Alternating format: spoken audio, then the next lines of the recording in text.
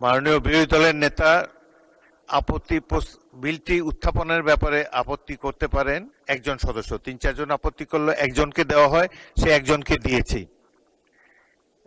দিয়েছি। আপত্তির ব্যাপারে আর একজনকে দেওয়া সম্ভব না। আপনারা আমাকে স্পিকার বানিয়েছেন, আমাকে তো এই হাউসের রেওয়াজ ফলো করতে হবে।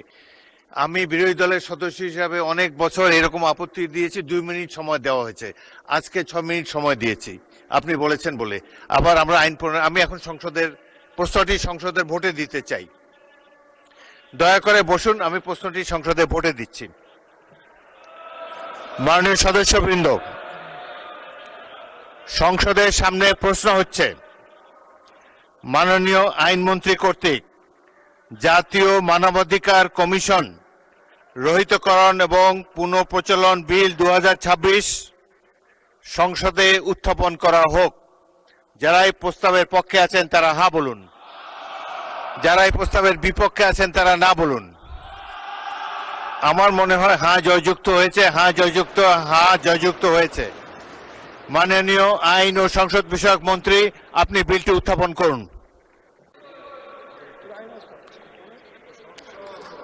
মাননীয় স্পিকার, আপনাকে ধন্যবাদ। মাননীয় স্পিকার, আপনার মাধ্যমে এই মহান জাতীয় সংসদে জাতীয় মানবাধিকার কমিশন রহিতকরণ ও পুনঃপ্রচলন আইন 2026 উত্থাপন করছি, যা পাশ করা হোক, উত্থাপিত আকারে পাশ করা হোক।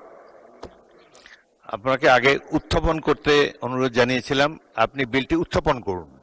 এটা উত্থাপন করেছি, তারপরে আজকে দেখেন যাচাই বাছাই হলো। উত্থাপনের উপরই তাদের আপত্তি ছিল, সেই জন্য আমি বিষয়টি প্রথম দিন হয়ে গেছে মাননীয় স্পিকার। গতদিন এটা উত্থাপন হওয়ার পরে ডিবেটের জন্য রাখা হয়েছিল, যাচাই বাছাইয়ের আগ পর্যন্ত আগে উত্থাপিত ছিল।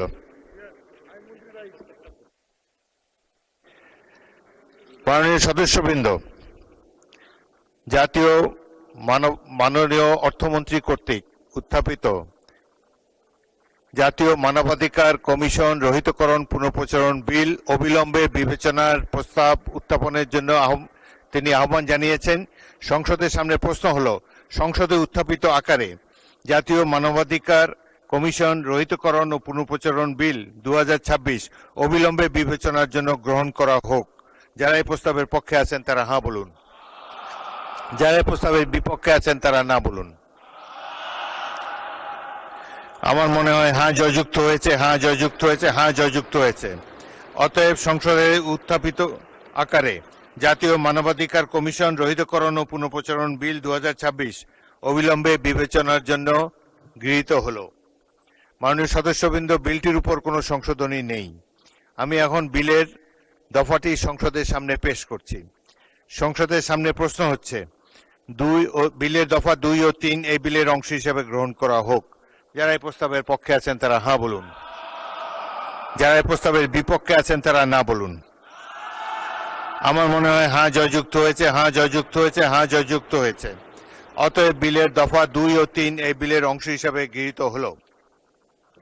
সংসদের সামনে প্রশ্ন হচ্ছে, বিলের 1 দফা বলবৎকরণ দফা, প্রস্তাবনা, প্রবর্তন এবং শিরোনামা এই বিলের অংশ হিসেবে গ্রহণ করা হোক।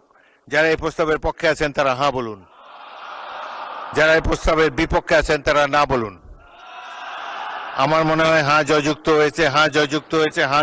হয়েছে। অতএব বিলের 1 দফা বলবৎকরণ দফা, প্রস্তাবনা, প্রবর্তন এবং শিরোনামা এই বিলের অংশ হিসাবে গৃহীত হলো। মাননীয় আইন, বিচার ও সংসদ বিষয়ক মন্ত্রী মোহাম্মদ আসাদুজ্জামান, আপনি বিলটি পাশ করার প্রস্তাব উত্থাপন করতে পারেন। মাননীয় স্পিকার, আপনাকে ধন্যবাদ।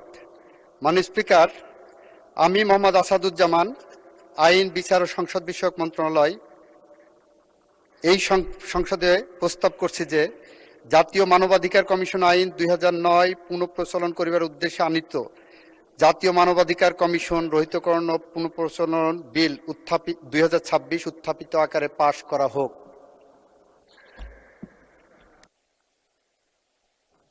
সংসদের সামনে প্রশ্ন হচ্ছে, সংসদে উত্থাপিত আকারে জাতীয় মানবাধিকার কমিশন রহিতকরণ ও পুনঃপ্রচলন বিল 2026 পাশ করা হোক। যারা এই প্রস্তাবের পক্ষে আছেন তারা হ্যাঁ বলুন, যারা এই প্রস্তাবের বিপক্ষে আছেন তারা না বলুন। আমার মনে হয় হ্যাঁ জয়যুক্ত হয়েছে, হ্যাঁ জয়যুক্ত হয়েছে, হ্যাঁ জয়যুক্ত হয়েছে। অতএব সংসদে উত্থাপিত আকারে জাতীয় মানবাধিকার কমিশন রহিতকরণ ও পুনঃপ্রচারণ বিল 2026 পাশ হলো।